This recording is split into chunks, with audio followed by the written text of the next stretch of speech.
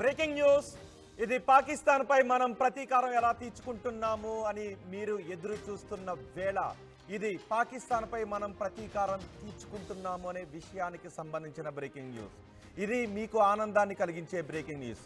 పాకిస్తాన్ సైనికులు పారిపోతున్నారు. యుద్ధం మొదలు పెట్టక ముందే పాకిస్తాన్ సైనికులు పారిపోతూ ఉన్నారు. పాకిస్తాన్ సైనికులు పెద్ద ఎత్తున వారి పదవులకు రాజీనామాలు చేస్తూ ఉన్నారు. ఇప్పటికే దేశం ఎదురు చూస్తుంది పాకిస్తాన్ పై మనం ప్రతీకారం ఎలా తీర్చుకోబోతున్నామని. ప్రపంచ దేశాలు ఎదురు చూస్తూ ఉన్నాయి పాకిస్తాన్ పై భారత్ ఎలా ప్రతీకారం తీర్చుకుంటుందని. నిన్న ప్రధాని మోదీ కూడా మాట్లాడారు, ప్రతి భారతీయుని గుండె రగిలిపోతూ ఉంది అని. అవును, ప్రతి భారతీయుని గుండె రగిలిపోతుంది పాకిస్తాన్ పై మనం ప్రతీకారం ఎలా తీర్చుకుంటున్నామని. ఇప్పటికే మనం పాకిస్తాన్కి నీళ్లు నిలిపేశాం. ఇప్పటికే మనం పాకిస్తాన్ని ప్రపంచ దేశాల ముందు ఏకాకిని చేశాం. ఇప్పటికే మనం పాకిస్తాన్ పై ఆంక్షలు విధిస్తూ ఉన్నాం. ఇక పాకిస్తాన్ పై మిలిటరీ యాక్షన్ ఇంకా మొదలు పెట్టలేదు అంతే. కానీ మిలిటరీ సన్నాహాలు మనం చేస్తూ ఉన్నాం. సరిహద్దుల్లో ఆ కదలికలు కనిపిస్తున్నాయి. ఇప్పుడు పాకిస్తాన్ భయంలో ఉంది, ఆందోళనలో ఉంది. ఏం చేయాలో అర్థం కావడం లేదు.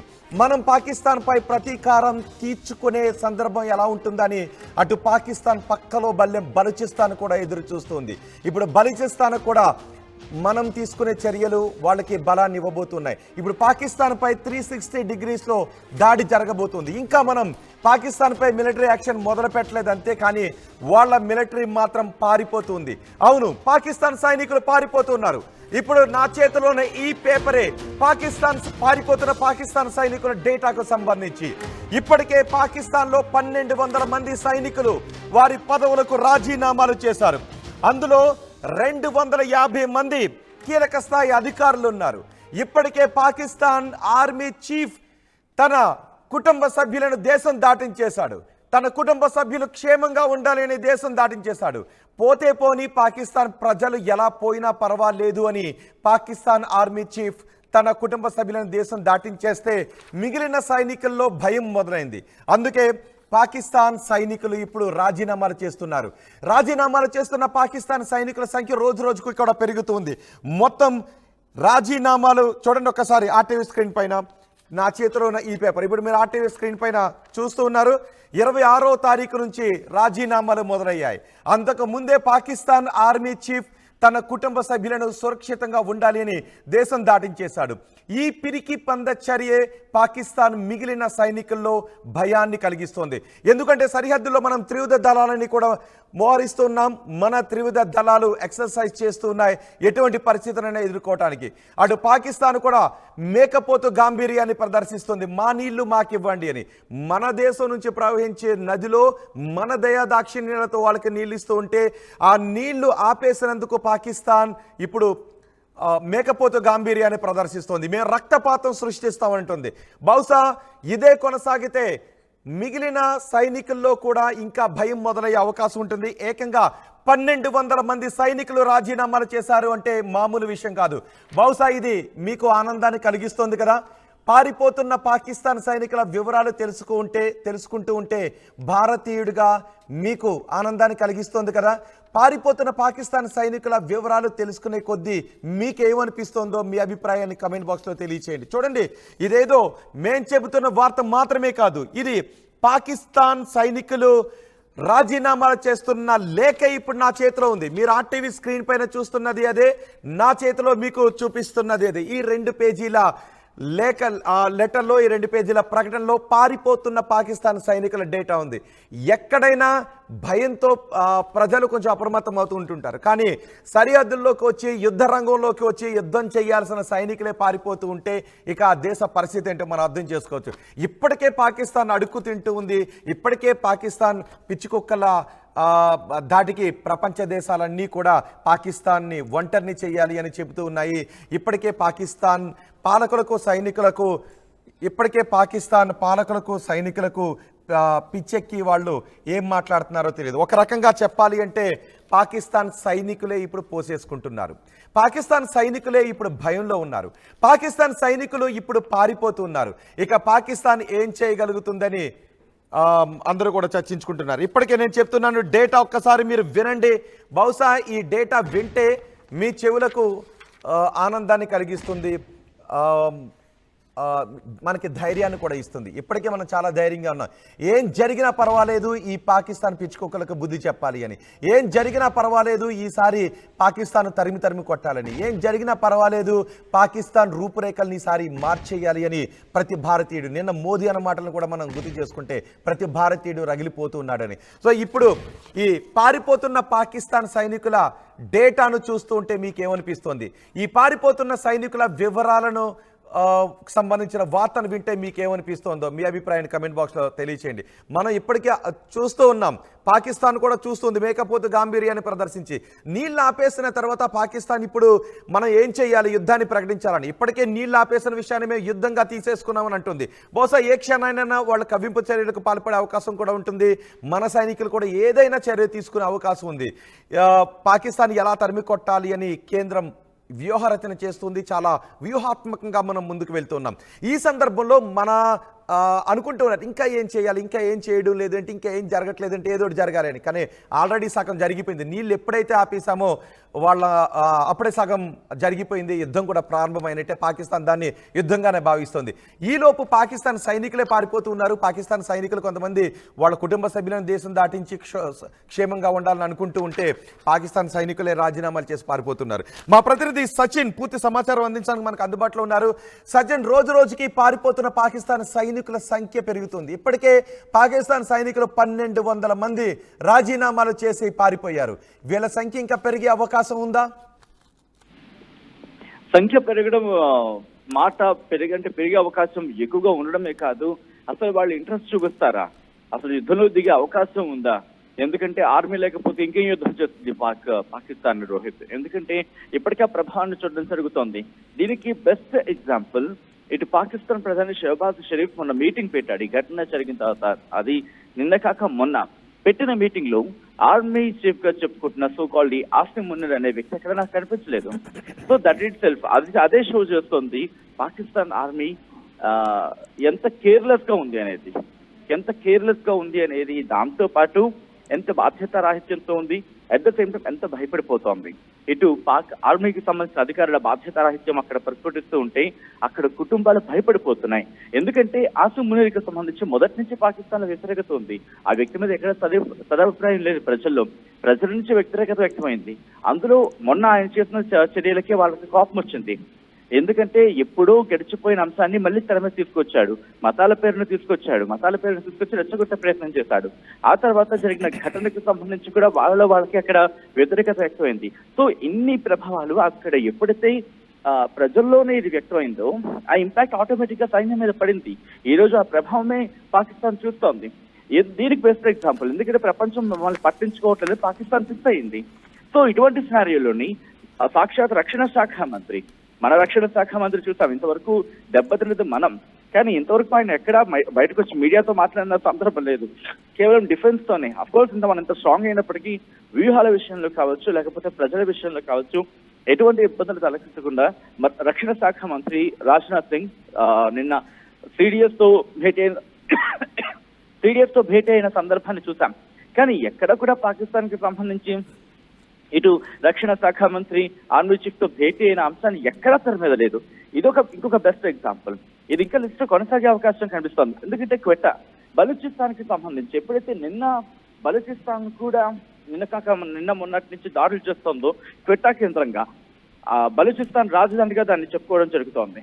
సో అక్కడ రిజిగ్నేషన్స్ ఎక్కువయ్యాయి. ఏకంగా అక్కడ 120 మంది మొత్తంగా మాట్లాడుకునే సందర్భంలో అక్కడ సిచ్యువేషన్ చూసుకుంటే కనుక క్వెట్టాకి సంబంధించి కూడా ఇంపాక్ట్ చూపిస్తోంది.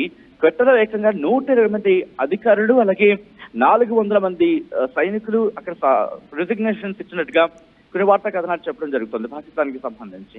సో అక్కడ ఇంపాక్ట్ అయితే కనిపిస్తోంది. క్వెట్టాలో బలూచిస్తాన్ కేంద్రంగా, బలూచిస్తాన్ తమ రాజధానిగా చెప్పుకుంటున్న క్వెట్టాలో అక్కడ పరిస్థితులను అర్థం చేసుకోవచ్చు. అంటే ఓ పక్క ఇండైరెక్ట్ గా ఇటు భారత్ ను బూచిగా చూపించే ప్రయత్నం చేస్తోంది. బలూచిస్తాన్ దాడులు చేస్తే భారతే చేస్తుంది, లేకపోతే ఇటు ఆఫ్ఘనిస్తాన్ నుంచి కావచ్చు, లేకపోతే అక్కడ ఏమైనా మిలిటెంట్స్ ఎవరైనా దాడి చేస్తే కనుక అది భారతే చేస్తుంది. ఇండైరెక్ట్ గా ఇటు ప్రపంచ వేదికల మీద చెప్పే ప్రయత్నం చేస్తోంది. కానీ పాకిస్తాన్ విషయం మర్చిపోతోంది. ఒకప్పుడు భారత్ వేరు, ఇప్పుడు భారత్ వేరు. ఒకప్పుడు పాకిస్తాన్ వేరు, ఇప్పుడు పాకిస్తాన్ వేరు. ఆ విషయం వాళ్ళు మర్చిపోతున్నారు. సో ఇవన్నీ కూడా ప్రజల్లో, అక్కడ ఎడ్యుకేటెడ్ పీపుల్లో కూడా కాస్త అవగాహన వస్తోంది. వాళ్ళ భయం మొదలైంది. ఇప్పటికే సింధు నది జలాలు ఆపేసిన తర్వాత ఏం చేయలేకపోయారు వీళ్ళు, కేవలం మాటలు దాడి తప్ప అక్కడ ఎటువంటి ఇనిషియేషన్ లేదు అని చెప్పి. దాంతో పాటు మెడికల్ ఎమర్జెన్సీ వచ్చింది, మందుల కొరత వచ్చింది. మందుల కొరత వచ్చినప్పుడు కాళ్ళ బేరానికి వస్తున్నారు. మందుల విషయంలో కాస్త ఎగ్జామ్షన్స్ ఇచ్చేలా భారత్ మీద కాస్త ప్రెషరో లేకపోతే రిక్వెస్టో తిన్నట్టు అక్కడ అధికారులు చెప్తున్నారు. సో ఇవన్నీ అక్కడ ఇవన్నీ ప్రజల నుంచి పుట్టిన వ్యతిరేకత, ప్రజల నుంచి పుడుతున్న వ్యతిరేకత. ప్రజల నుంచి ఎప్పుడైతే వ్యతిరేకత పుడుతుందో లోవర్ గ్రౌండ్ నుంచి, మరీ ముఖ్యంగా ఆర్మీకి సంబంధించిన అంటే ఏంటి ఈ రాజీనామాల నేపథ్యంలో ఇప్పుడు పాక్ ఆర్మీ చీఫ్ ఏమంటాడు? ఎందుకు పాకిస్తాన్ సైనికులు యుద్ధ వాతావరణం నేపథ్యంలో పారిపోతున్నారు? ఒకరు ఇద్దరు కాదు, ఏకంగా 1200 మంది రాజీనామా చేశారు అంటే పాక్ సైనికుల్లో పిరికి భయం ఏ విధంగా ఉందో మనం అర్థం చేసుకోవచ్చు. అందుకే దీన్ని మనం పదే పదే చెప్పుకోవాల్సి వస్తుంది. శత్రువు కళ్ళలో మనం భయం చూసినప్పుడు నిజంగా ఆనందంతో చెప్పుకుంటూ ఉంటాం. దాన్ని 1-2 సార్లు చెప్పుకున్నా పర్వాలేదు, ఎందుకంటే అది మనకి ఆనందాన్ని ఇస్తుంది. కాబట్టి యుద్ధం మొదలు పెట్టకముందే శత్రువు పారిపోతుంటే మీకేమనిపిస్తుంది? నిజంగా ఆనందం వేదా?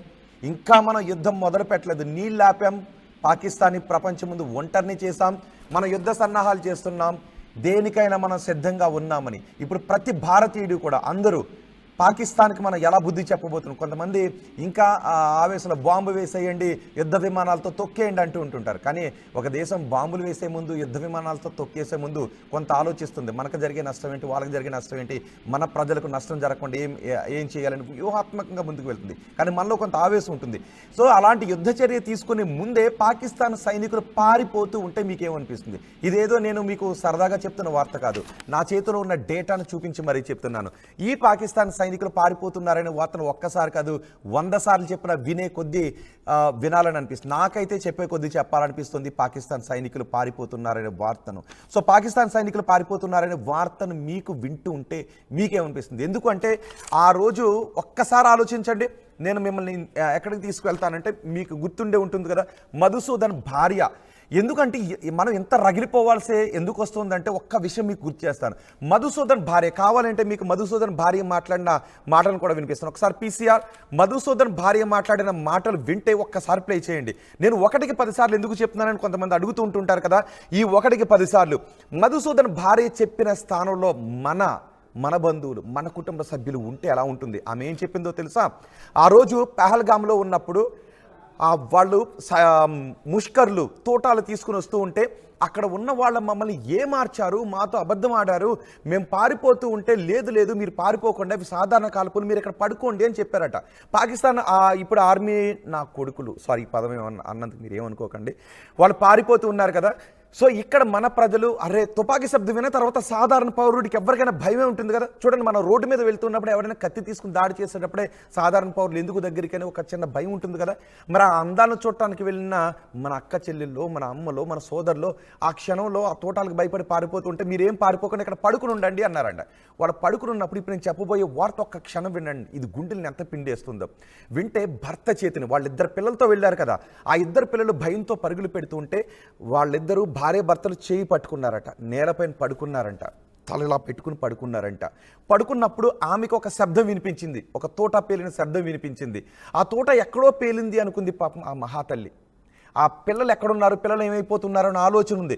ఇది వాళ్ళ కుటుంబానికి. అదే పరిస్థితుల్లో మనం ఉంటే ఎలా ఉంటుంది? అందుకే నేను 1-10 సార్లు ఈ పిరికిన కొడుకుల గురించి చెప్తున్నాను, ఈ పారిపోతున్న పాకిస్తాన్ సైనికుల గురించి చెప్తున్నాను, ఈ పిచ్చ కుక్కల గురించి, వాగుడు గురించి అందుకే చెప్తున్నాను. 1-10 సార్లు చెప్పిన ఆ శత్రు పరాజయం చూడాలి, మన కళ్ళతో చూడాలని మనకు అనిపిస్తుంది కదా, మన గుండె కనిపిస్తుంది కదా, మన సోదరులే కదా అక్కడ ప్రాణాలు కోల్పోయింది. సో వాళ్ళిద్దరూ చేయి పట్టుకున్నప్పుడు ఆ తూట ఎక్కడో పేలింది అనుకుందంట.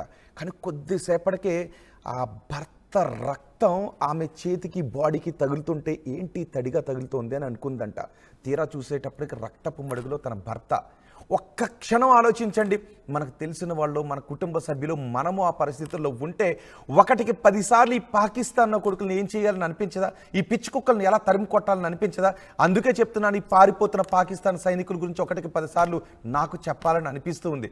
ఒక్కొక్కరు అనుకుంటుంటాడు, నువ్వు వెళ్ళు యుద్ధంలోకి, వీళ్ళని పంపించండి యుద్ధంలోకి అని.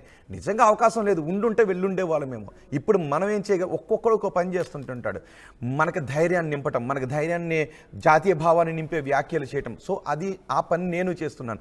అక్కడ జరిగే పని అది కూడా ప్రభుత్వం చెబుతున్నటువంటి పనే. రహస్యాన్ని బహిర్గతం అయితే చేయడం లేదు. ఈ పని నిన్న మోదీ కూడా మాట్లాడారుగా, ప్రతి భారతీయుడి గుండె రగిలిపోతుందని మోదీ కూడా మాట్లాడారుగా. ఆ రగిలిపోతున్న గుండె ఎలా ఉంటుందో నా మాటల్లో కూడా మీకు చెప్పాలనుకుంటున్నాం. ఆర్టీవీ కూడా ఆ మాటల్లో మీకు చెప్పాలనుకుంటుంది. అందుకే పారిపోతున్న పాకిస్తాన్ పిచ్చుకొక్కల గురించి మీకు పదే పదే మేము చెప్పాలని అనుకుంటున్నాం. బహుశా ఇది విని విని విని విని మీకు కనుక బోరు కొడితే, ఆ భర్తను కోల్పోయిన తల్లి స్థానంలో ఉండి ఆలోచిస్తే ఈ వార్త నా తల్లి ఎన్నిసార్లు వినాలనుకుంటుంది. తండ్రిని కోల్పోయిన బిడ్డల స్థానంలో ఉండి ఆలోచిస్తుంటే ఈ వార్తను వాళ్ళు ఎన్నిసార్లు వినాలనుకుంటారో ఒక్కసారి ఆలోచించండి. అందుకే ఈ వార్తను పదే పదే చెప్పాలనుకుంటున్నాను. పదే పదే కాదు, ఇంకో 100 సార్లైనా చెప్తాను, 1000 సార్లైనా చెప్తాను. పారిపోయే పాకిస్తాన్ పిచ్చనా కొడుకుల గురించి 100 సార్లైనా సరే నేను ఈ వార్తను చెప్పడానికి సగర్వంగా నేను ఫీల్ అవుతున్నాను. మీరు ఏమనుకున్నా సరే చూడండి, ఒకసారి ఆ భర్తతో బిడ్డలు పారిపోయారు, వాళ్ళిద్దరూ అలాగే ఉన్నారు. ఒకవేళ ఆ ముష్కర్ వెళ్ళిపోతాడేమో అనుకున్న సమయంలో ఒక తోటా శబ్దం వినపడి అలా ఉన్నప్పుడు, ఇదేదో సినిమాలో చూస్తాం కదా, బహుశా మన మాటలతో రాయలేని దృశ్యాలు అక్కడ కనిపిస్తూ ఉన్నాయి. మనం మాటలతో చెప్పలేని ఆ దృశ్యాలు. ఆ భర్త గుండెల్లోకి దిగిన తోట ఆమె శరీరాన్ని తాకుతూ ఉంటే, ఆ వెచ్చదనం, ఆ తడి తగులుతూ ఉంటే, ఆ భర్తను అలా చూసిన తర్వాత రక్తపు మడుగులో ఉన్న ఆ భర్తను చూసి, రక్తపు మడుగులో ఉన్న ఆ తండ్రిని చూసి ఆ బిడ్డలు ఆ క్షణం ఏమైపోయి ఉంటారు. ఒక్కసారి మీరు ఆలోచించండి, ఆ స్థానంలో ఉండి ఒక్కసారి మనం ఆలోచించండి. ఆ స్థానం మనం లేం. బహుశా చాలాసార్లు కాశ్మీర్ వెళ్ళొచ్చిన వాళ్ళు కూడా ఉండి ఉంటారు కదా. ఆ సమయంలో జరగలేదంతే తప్ప మనం తెలివైన వాళ్ళం ఏం కాదు. కాబట్టే పాకిస్తాన్కి ఏమన్నా జరగాలి అని పాకిస్తాన్ పిచ్చి కుక్కలను తరిమి కొట్టాలని, పారిపోతున్న పాకిస్తాన్ పిచ్చి కుక్కల జాబితాని పదే పదే చెప్పాలని నేను చెప్తున్నాను. సో ఆవేశంలో మాట్లాడుతున్నాను, భావోద్వేగంలో మాట్లాడుతున్నాను, అవసరం ఉండే మాట్లాడుతున్నాను, మీరు అర్థం చేసుకోండి, ఏమనుకున్నా పర్వాలేదు. కానీ ఇప్పటికీ కొంతమంది అంటూ ఉంటుంటారు, బాధ్యత లేదా పాకిస్తాన్లోని తిట్టడానికి. పాకిస్తాన్లోని తిట్టడానికి బాధ్యత ఎందుకు? పాకిస్తాన్లో ఉన్న మన దేశంపై కక్షగట్టి మన పౌరుల ప్రాణాలు తీసేవాడు పాకిస్తాన్ ప్రధానైనా సరే నాకు అవసరం లేదు, ఏమనుకున్నా సరే మనకు అవసరం లేదు. ఇప్పటికే మన సోదరులందరూ రోడ్లపైకి వచ్చి అంటున్నారు కదా, ఖబర్దార్ పాకిస్తాన్ అని అంటూ ఉన్నారు కదా. సో ఈ క్షణం పాకిస్తాన్ పై జాలి చూపించేవాడు ఎవడైనా కూడా వాడు భారతదేశంలో ఉండాల్సిన అవసరం లేదు. పాకిస్తాన్పై జాలి చూపించేవాడు ఎవడైనా కూడా. మనకు అవసరమా పాకిస్తాన్పై జాలి చూపడం? అందుకే పారిపోతున్న పాకిస్తాన్ సైనికుల గురించి, భయపడుతున్న పాకిస్తాన్ పిచ్చి కుక్కల గురించి 100 సార్లు కాదు 1000 సార్లైనా సరే నేను చెప్పడానికి ముందుకున్నాను. ఈ వార్తను వినటానికి ఆ బాధితులు కూడా ఉన్నారు. ఒక్కసారి బాధితుల స్థానంలో ఆలోచించు. అందుకే చెప్తున్నాను. ఇదిగో 1200 మంది పాకిస్తాన్ సైనికులు పారిపోయారు. ఇంకా పారిపోవడానికి ఎంతమంది సైనికులు ఉన్నారో తెలియదు. మనం ఇంకా యుద్ధం మొదలు పెట్టలేదు, బాంబు వేయలేదు, మన యుద్ధ విమానాలు వాళ్ళ గగన తలంలో శబ్దం చేస్తూ ఇంకా విహరించలేదు. అప్పుడే పాకిస్తాన్ సైనికులు పారిపోతూ ఉన్నారు. సచిన్, పారిపోతున్న పాకిస్తాన్ సైనికుల మాటలు వింటూ ఉంటే ఆ దేశ సైన్యం ఇప్పుడు ఏం చేయబోతోంది? ఆ డేటా పెరుగుతూ ఉంటే, ఆ డేటా పెరగడం అంటే మీరు ఇందాక ఒక మాట అన్నారు, పాకిస్తాన్ కి ఆర్మీ చీఫ్ ఆసిఫ్ మునీర్ ఏమంటున్నాడు అని చెప్పి. ఇక్కడ నేను క్వశ్చన్ చేయాలనుకుంటున్నాను రోహిత్, అసలు ఆర్మీ చీఫ్ అనేవాడు ఉన్నాడా? ఇదే క్వశ్చన్ పాకిస్తాన్ లో రైస్ అవుతుంది, మన వరకు అవసరం లేదు అసలు. సజ్జన్ ఒకసారి మీరు అందుబాటులోనే ఉండండి. అందరికీ గుర్తు చేయడానికి ఆ మధుసూదన్ భార్య, ఎందుకంటే ఈ క్షణంలో మధుసూదన్ భార్య మాట్లాడిన మాటలను గుర్తు చేసుకోవాలి కదా. ఓకే, ఒకసారి ప్రధాని నేను మాట్లాడిన మాటలను వేద్దాం. నేను మధుసూదన్ భార్య మాటను కూడా ఒక్కసారి ఈ సందర్భంలో మీకు వినిపిస్తాను. బిఫోర్ దట్ ఒక్కసారి మన్ కీ బాత్లో ప్రధాని మాట్లాడిన మాటలు వినిపిస్తాను. సచిన్ మీరు ఒకసారి అందుబాటులోనే ఉండండి. ఎస్పీసీఆర్ ప్రధాని మాటలు విందాం. मन की बात कर रहा हूं तो मन में गहरी पीड़ा है। 22 अप्रैल को पहलगाम में हुई आतंकी वारदात ने देश के हर नागरिक को दुख पहुंचाया है। पीड़ित परिवारों के प्रति हर भारतीय के मन में गहरी संवेदना है। भले वो किसी भी राज्य का हो, वो कोई भी भाषा बोलता हो, लेकिन वो उन लोगों के दर्द को महसूस कर रहा है जिन्होंने इस हमले में अपने परिजनों को खोया है। मुझे एहसास है हर भारतीय का खून आतंकी हमले की तस्वीरों को देखकर खौल रहा है। पहलगाम में हुआ ये हमला आतंक के सरपरस्तों की हताशा को दिखाता है, उनकी कायरता को दिखाता है। ऐसे समय में जब कश्मीर में शांति लौट रही थी, स्कूल कॉलेजों में एक वाइब्रेंसी थी, निर्माण कार्यों में अभूतपूर्व गति आई थी, लोकतंत्र मजबूत हो रहा था, पर्यटकों की संख्या में रिकॉर्ड बढ़ोतरी हो रही थी, लोगों की कमाई बढ़ रही थी, युवाओं के लिए नए अवसर तैयार हो रहे थे। देश के दुश्मनों को, जम्मू कश्मीर के दुश्मनों को ये रास नहीं आया। आतंकी और आतंक के आका चाहते हैं कश्मीर फिर से तबाह हो जाए और इसलिए इतनी बड़ी साजिश को अंजाम दिया। आतंकवाद के खिलाफ इस युद्ध में देश की एकता, 140 करोड़ भारतीयों की एकजुटता हमारी सबसे बड़ी ताकत। విన్నర్గా ప్రధాని మోదీ మాటలు ప్రతి భారతీయుడి గుండె రగిలిపోతుంది.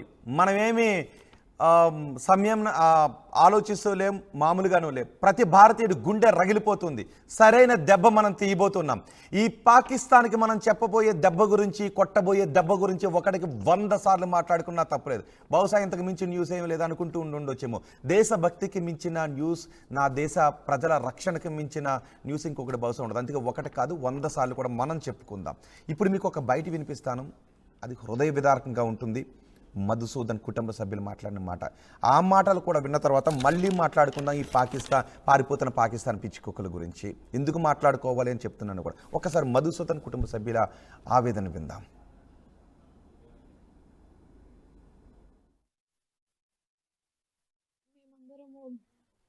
పెహల్గాం పైన మినీ స్విట్జర్లాండ్ అంటారు, అక్కడికి వెళ్ళాము. వెళ్ళిన తర్వాత మేమందరం ఒక 3 ఫ్యామిలీస్ కలిసి వెళ్ళాం, 10 మెంబర్స్ టోటలీ.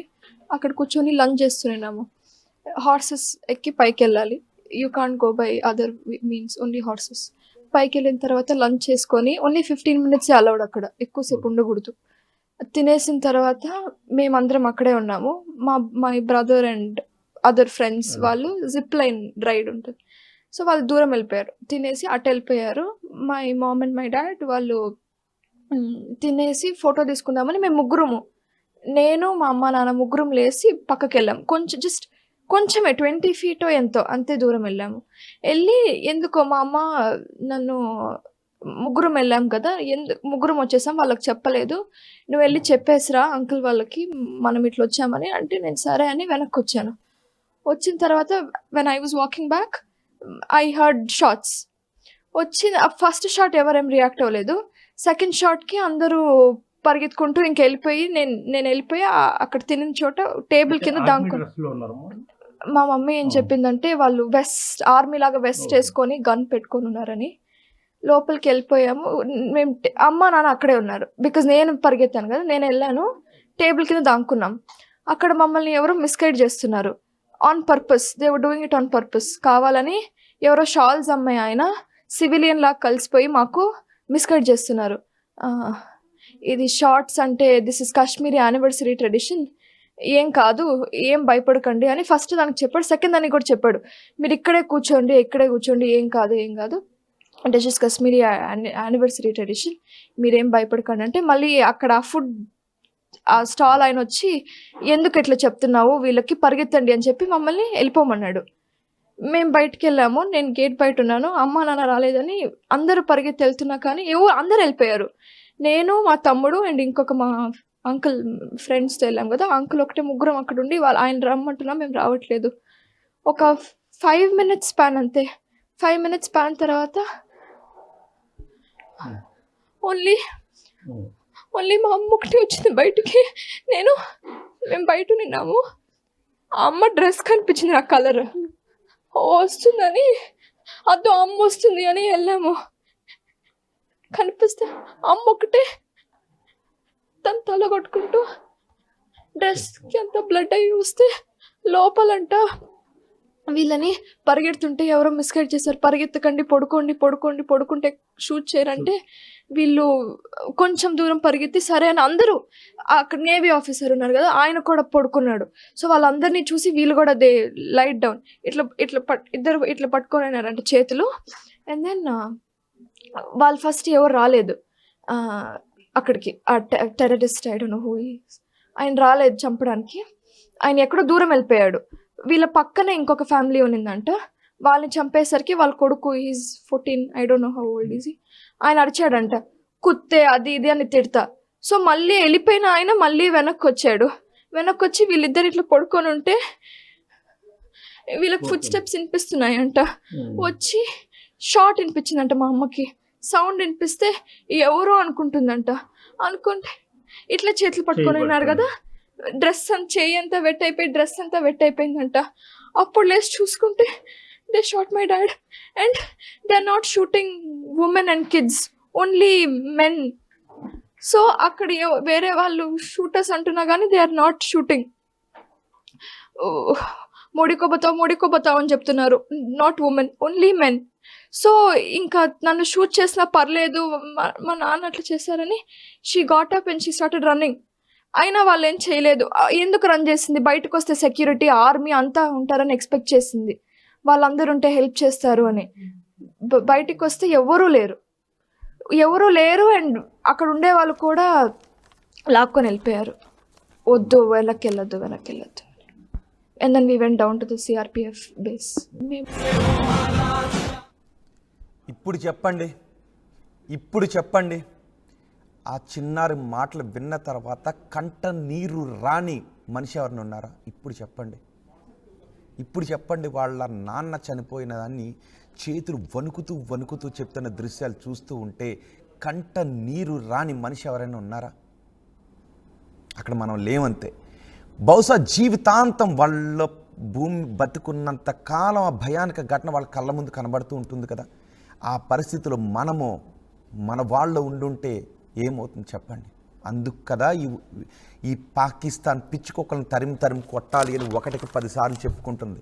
బహుశా విని ఎవరికైనా బోర్ కొట్టచ్చు. బట్ ఆ పాకిస్తాన్ పిచ్చుకొక్కల పిరికి గురించి చెప్పటానికి మాత్రం నేను అలసిపోవడం లేదు, ఆ టీవీ అలసిపోవడం లేదు.